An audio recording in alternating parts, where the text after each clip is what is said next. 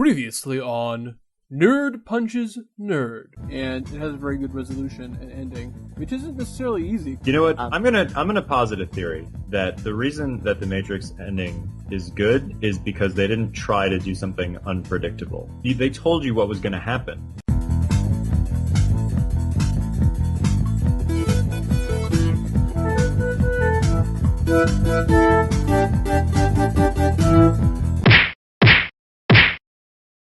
There were a couple of other movies that had like sort of similar concepts that came out around the same time or possibly a little afterwards. One of them was called The 13th Floor, and the other one was called Dark City. That came out before. Dark City came out before? Yeah. Okay. Check The 13th Floor also. Because like both of those movies were also movies about like questioning reality and like, you know, living in a world which is like a fake world or like, you know, something that's an illusion. Okay, I mean, it certainly happened. So it wasn't. It was it's the Matrix. Okay, but right. Yeah, so that is, as we've talked about before, that's a common thing that similar ideas come around at the same time. That people are influenced in similar ways. You know, these cyberpunk ideas. That the way that it also happens is very common. I mean, anything? Sorry, go ahead. Well, yeah, I mean, Dark City, was like that. You know, you could even talk about like the Truman Show. You know. Yeah, that had its own impact in terms of conceptually. So, I think it's interesting to talk about it from a cultural perspective. Like, what does it say about us that all these movies were coming out at the same time? You know, in terms of like our own perception of the world being like more artificial seeming than it used to be. Yeah, and not only that, but that like life is like an illusion. That I think there's also part of the anticipation of things starting to not be so great anymore because you're starting to have getting close to economic downturns. Yes, but I mean, rose-colored lenses maybe not. Well, sort of. Okay. Well, you could. I want to bring this up. Like, you can compare the technophobia in the Matrix to the technophobia in like Terminator. Exactly. And it's very, or in very the Twilight different. Zone, or in the Twilight Zone. Technophobia is a very consistent thing that happens. No. But the concept, But I mean it's almost like when I say that, what I mean is like both of those movies are sort of driven by an underlying technophobia. Terminator, the fear is that like our lives are becoming too mechanized and machines do everything for us, and the machines are going to take over. And the Matrix kind of also has that idea, but it's presented very differently. Well, very, it's very more about being controlled by that which we create. Yeah, and just about control the systems and mechanisms that we create to make our lives easier or better end up controlling us in turn. That's really good irony. But okay, I want to say something just about like the whole thing about I think you can point to it to being a reflection of the times in terms of maybe how people thought and how maybe it even came about aesthetically. But the problem is when you're dissecting any sort of artistic medium at any time, is there going to be a reflection? Every time has something. I mean, I don't know if a decade goes by without there being something about the impending collapse of civilization. I mean, this has been going on since the dawn of civilization. Seriously. Definitely. I mean, at least in, like, it's funny because like I was going to say like in the 50s, I don't think people thought that way, even though it was during the Cold War. No. There was stuff about it during that time about the world ending. There was stuff about in the 50s. I mean, there were things about the impending collapse. That was where the whole nuke stuff started. There's plenty people of stuff during the Cold of, War. The Russians. Yeah, like I don't know when it happened that people stopped like weren't worrying about stuff. I think maybe there were like a couple years of things, but people were worrying about something else. There was the Y2K thing. I mean, that was a smaller thing. There was stuff going on in the 90s. You know what it is in the 50s? In the 50s, people pretended that they weren't afraid that the world was going to end, even though like deep down inside they were. Well, I think they really thought it was going to end like soon. Yeah, that's what it seems like. That's what people talk about. Like, if you talk to people who were alive back then, they say, there was this feeling like World War III was going to start any moment. Also because people were just coming out of World War II. They didn't talk about it, right? Like I feel like it was like under the surface. There was a whole Red Scare thing going on. I mean, there's a Red Scare in the 20s, but there's a Red Scare going on with the whole McCarthy thing. That was a huge thing. That was a gigantic thing going on. I think that's where a lot of fear got transferred into. there's plenty of stuff. And then the Twilight Zone had actually specific episodes about things ending or what people would do in these situations. I mean, I think it was one of the more mature ones. Well, I don't know. I mean, you always have interesting reactions. Like, I mean, even look at Star Trek, which was basically like this idea about his hope for the utopian future, where he had a Russian on the space station, which nowadays seems like, well, whatever, who cares? They're just Russians. They're like big, strong, guys that can run for miles and are just really tough, and they're really hard to kill based on all these gangster movies we see. But at the time, it was like, whoa, that's like it's significant that these two powers that seemed like they could never be allies or friends or anything were acting as though there was nothing different. Well, nothing dissected that better than Rocky IV. Well, that was sort of the interesting ending to the whole Cold War business. Rocky's speech: two guys can beat the hell out of each other, so why can't we get along? Or whatever intelligent thing that Rocky Balboa said. Finally, he said they're both trying to kill each other, and but we both changed. And if we could change, who could change? I don't really know exactly how he changed, other than I think they just sort of developed. I think he was talking about the fans. Well, like how the fans started cheering for him and just started cheering for the spectacle.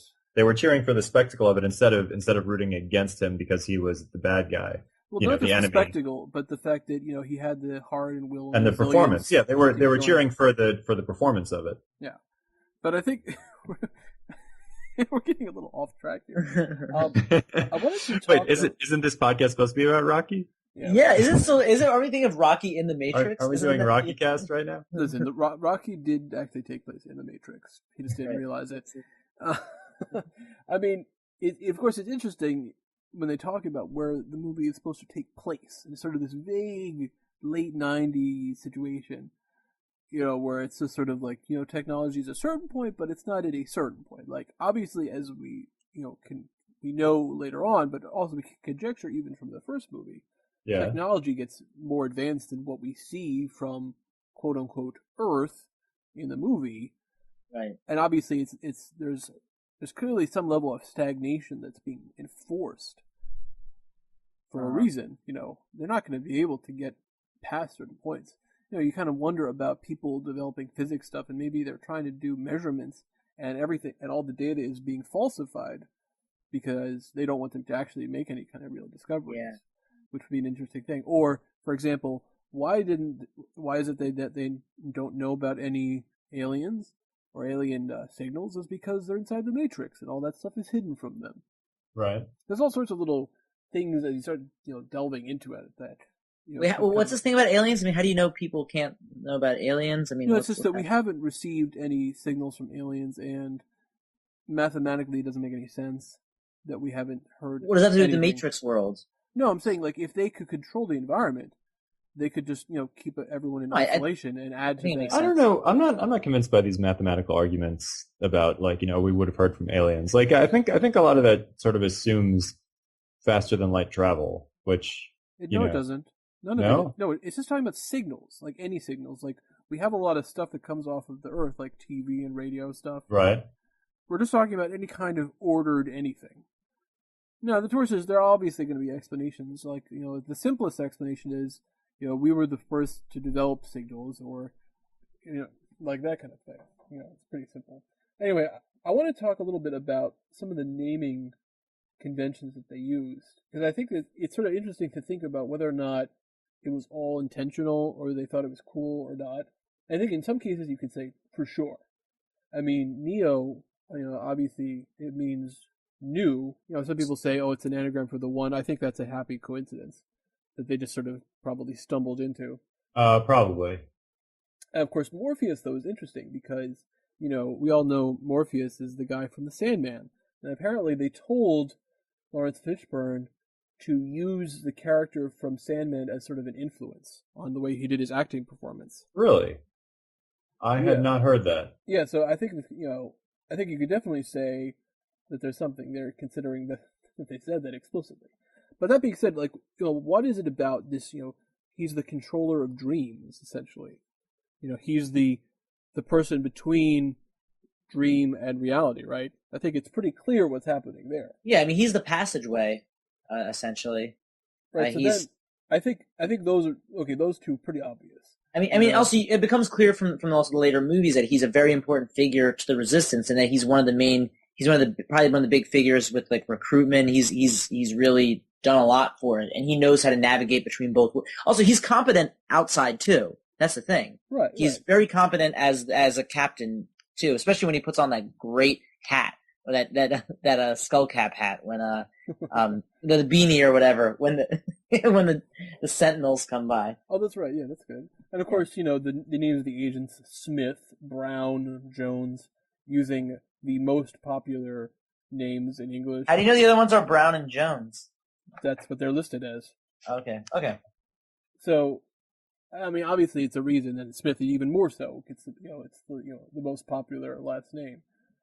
So, at least in America. Right. But then you get to the more interesting ones, like the ones that I don't know if it's quite as clear. Like, for example, Cypher, by Joey Pants.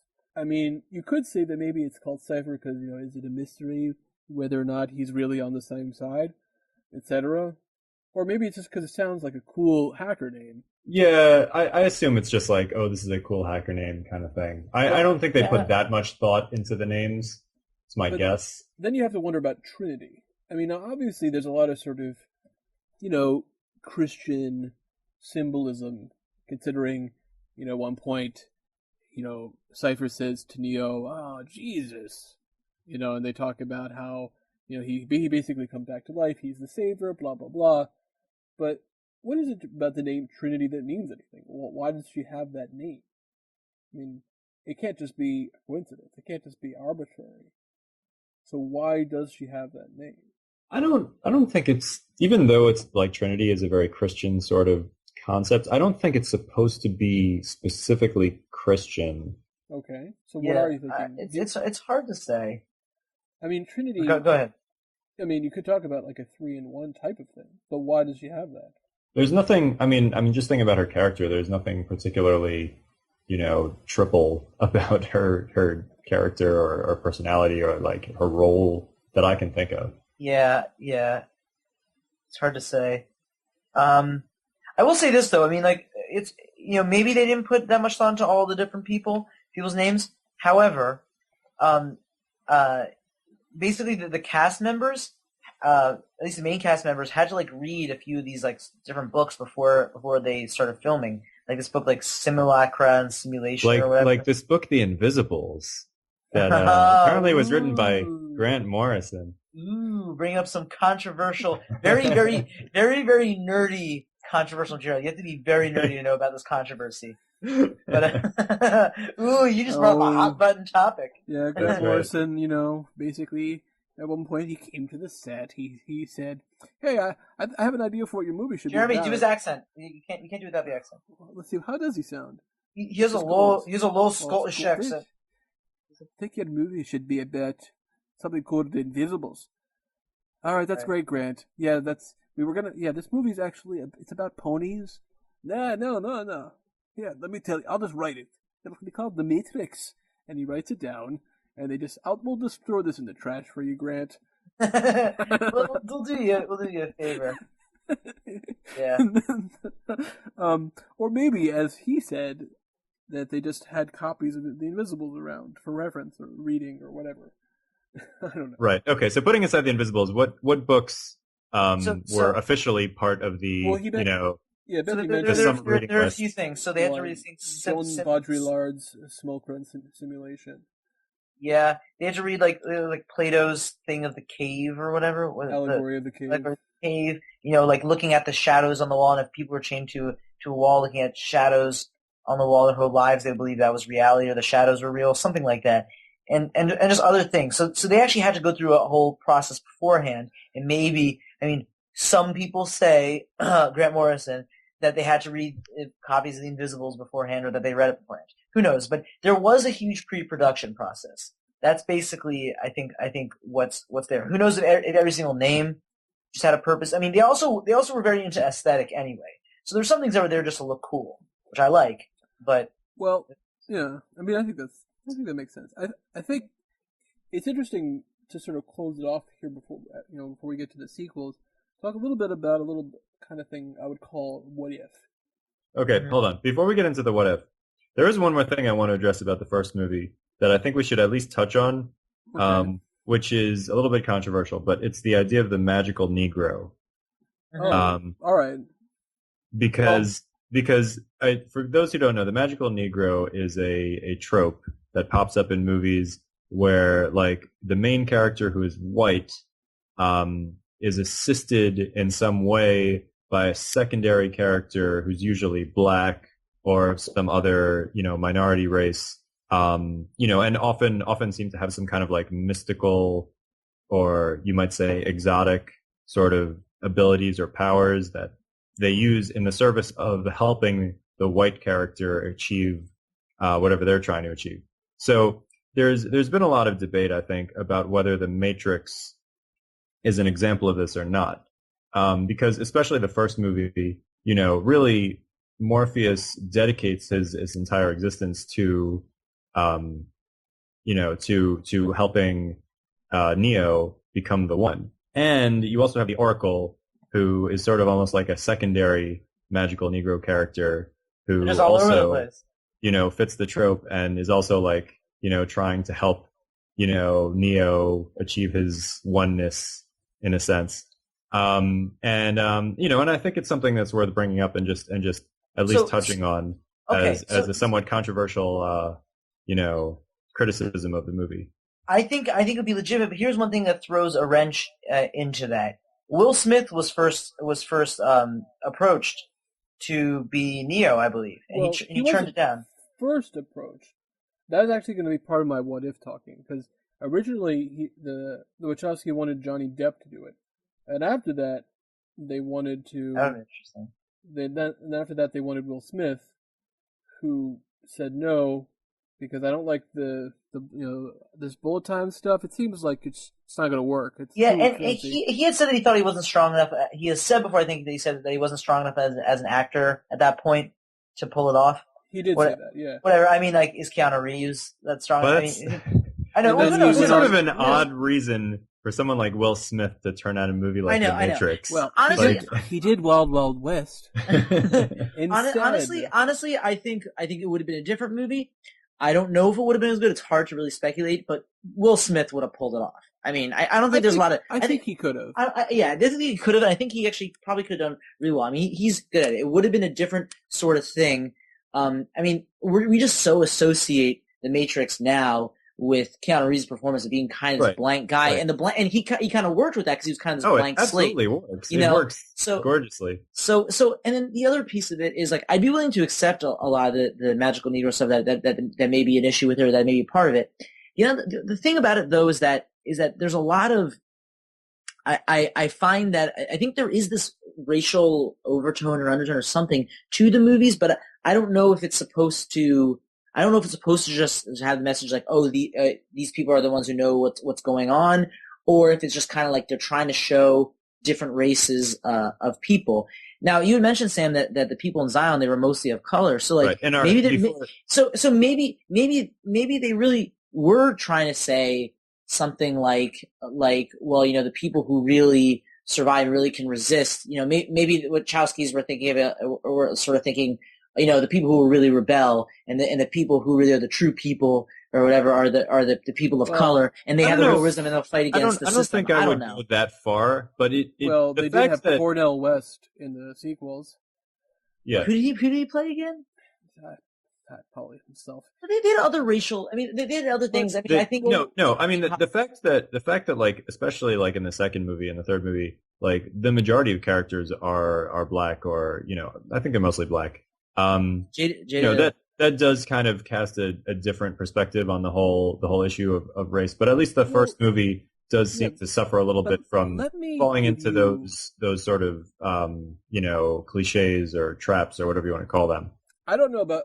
I think I only agree partially because let me give you some other potentially alternate casting that was tossed around. Okay. For Carrie-Anne Moss, the person who was originally approached was Janet Jackson. Okay. And two of the people that were also considered other than Lawrence Fishburne were Gary Oldman and Samuel L. Jackson. It sounds like It sounds like they just really like black actors and actresses. It sounds like they were kind of gunning for that. Yeah, but imagine this. Yeah. Instead of how it was, it would be Will Smith and Gary Oldman. that is that. I mean, that like totally changes it. It's so bizarre. It's hard to know how that would even feel because it's a different. There's a very interesting. You know what it would feel like. It would feel like Men in Black. I don't know. I mean, Gary Oldman wouldn't necessarily have to play. He wouldn't. I don't think he'd have to play Cragley. Yeah. I think, but I'm saying like we've seen that we've seen that the race reversal with Will Smith, like we saw it in Men in Black. It was that was a different sort of dynamic.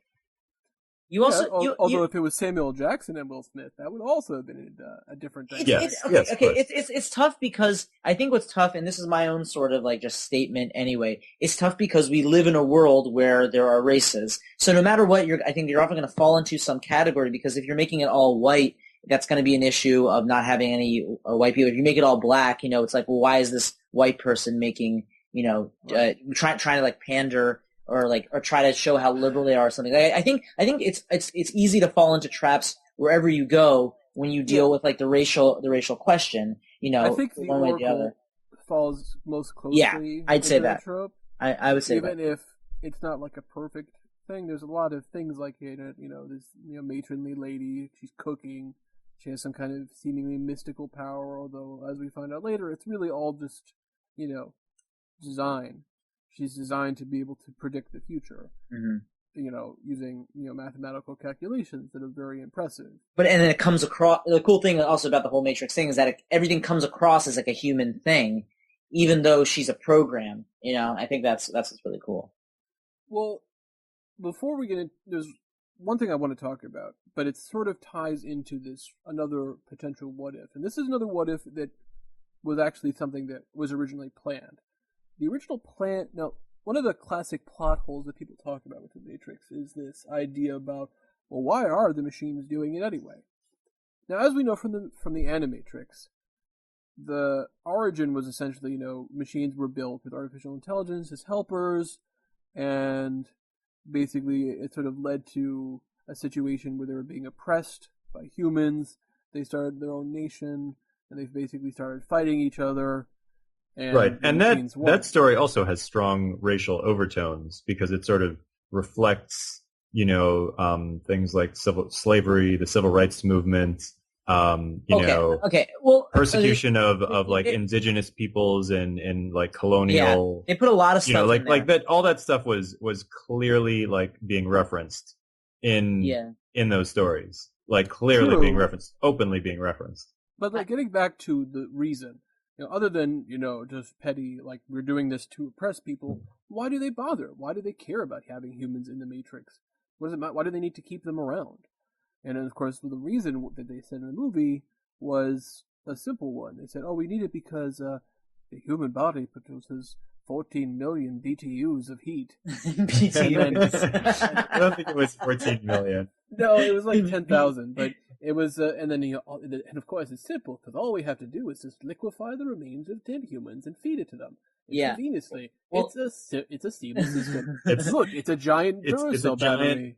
Perpetual motion. That's the whole thing. Like who are people's kids? Like I guess I came to the thought that maybe they just the people jizz in real life and they take the jism and they make it like shoot across like the rest of the fields of. Who knows? It shoots across in the air over the field into the correct female. The correct female pod. I mean, they could probably do it, but there are other... So with technology, you can do everything. Of course, it's interesting because even with this, they had to throw in, combined with the form of fusion, this provides all the energy they need. Right. Like, they knew as the sci-fi... Wait. They said combined with a form of fusion? Yeah, no, they had to put it there because they're like, no, we can't just leave it in this. Like, but it doesn't make any sense. It still doesn't make any sense because if they have fusion, then what do they need the humans for? Right. Well, that's part of the problem. The point is, they knew it didn't make any sense. They did that because it's an easy thing to explain. They're like, oh, look, it's a giant battery. I get it. And just the visual image of like, Morpheus just holding up a Duracell. It's evocative. It was, yeah, exactly. It was cool. Right, exactly. So, the whole thing is it's clearly much more of it's clearly a metaphorical thing. It's clearly a metaphorical thing that they're taking, that they're using humans, for their energy source. Yeah, but let me tell you what the original intention was, which was more of a sci-fi-ish classic, which was the humans were used as a way of solving problems, the ones that machines couldn't do as easily. The kinds of things that humans can solve relatively efficiently, computers can't do very well. And that's why also they were put in a situation where it wasn't like a utopian, because they wouldn't work. They need a place where they can actually solve problems. So they need to be presented with difficult situations. But the studio thought that this was too complicated and that people wouldn't understand it, which probably meant that they didn't understand it. Yeah. But I think there's probably some truth to that. I think if you had the same kind of concept now, I think people could get it.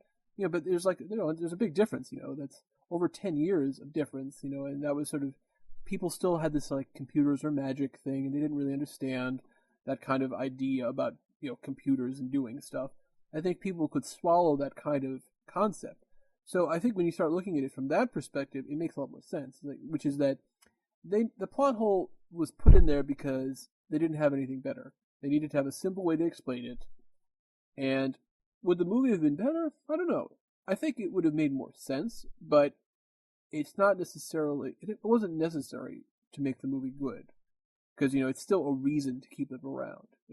But then I think it ties into what I think is probably the reason, one of the best. I'm sorry to cut you off. Before we get to that, the reason it works is because the movie, they just sort of say it and then they move on, and it's not like a critical plot point. It's not something that really matters to anything. It's just, this is the situation. This is what it is. I feel like it really. You dwell on it. No. But what I'm saying is other movies fail when they have those kind of plot holes because the plot hole actually is important. And they keep coming back to it. Or it's something essential in the movie turns on this particular plot point. But in The Matrix, there's no part of the plot has anything to do with the fact that they're using humans as batteries. It's just that's what the situation is. That's the situation we're dealing with. They're captured, they're under control. Right. That's all you need to know. Right. Yeah. Also, here's an interesting thing to think about. Maybe they didn't think about this at all, and whatever. But how did the humans really know what the machine's purpose was? Maybe that's just what it seemed like. You know what I mean? Maybe that's just how it appeared.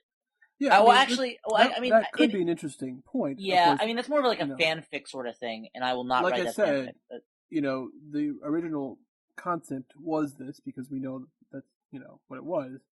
But that being said, nothing ever came up to say that they were wrong about the energy thing. Right.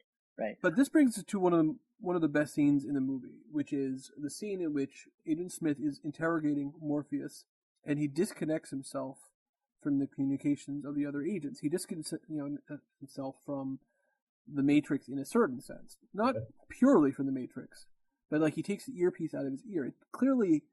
It's very subtle. Because they never say anything about what it means, but it's clear it means something because he doesn't know about the attack on the building because he didn't have the earpiece in. So it has some kind of connection. He also takes it out before he starts talking to him because he doesn't want to be overheard. Mm-hmm. Yeah. And it's clear that's what it means, even though it's never explicitly said. And I love that kind of thing where it's not necessary to know that, but you can see it, you can pick it up. And where Smith gets into this interesting story talking about this idea of the smell. He can smell the humans. This artificially, and it's not even just it's clear it goes beyond any kind of artificially created sense. It's this feeling that he has, a psychological problem he has. It's a weirdly racist thing that he has about the smell of humans. Right. You hear about and he's I want to get out of here. I don't want to be around. You know what I mean? So but it's also good because it ups the stakes because it's not just he's part of the system that needs to eradicate the problem. It's that he has a personal stake in it. And that's part of the thing. So he's even more strongly attached to it. It also makes him more frightening. Because of that. He's more frightening because also he's more unpredictable. Because if you're dealing with machines ultimately tend to be very predictable. And the other agents are right, and the other agents are predictable, exactly. But he is like growing beyond his programming. You know, he's evolving into something else, which actually is an interesting prelude into for what happens in the second movie. Yeah, we should move into that. Yeah, all right. So I think we've done about almost like maybe 45 minutes or so on the first movie. Yeah. All right. Which is it's a good amount. It's good. It's the best one. So besides Animatrix, which we'll get to. Yeah, but I wouldn't call the Animatrix better than the Matrix. Yeah. But yeah, so getting into the second movie, Matrix Reloaded.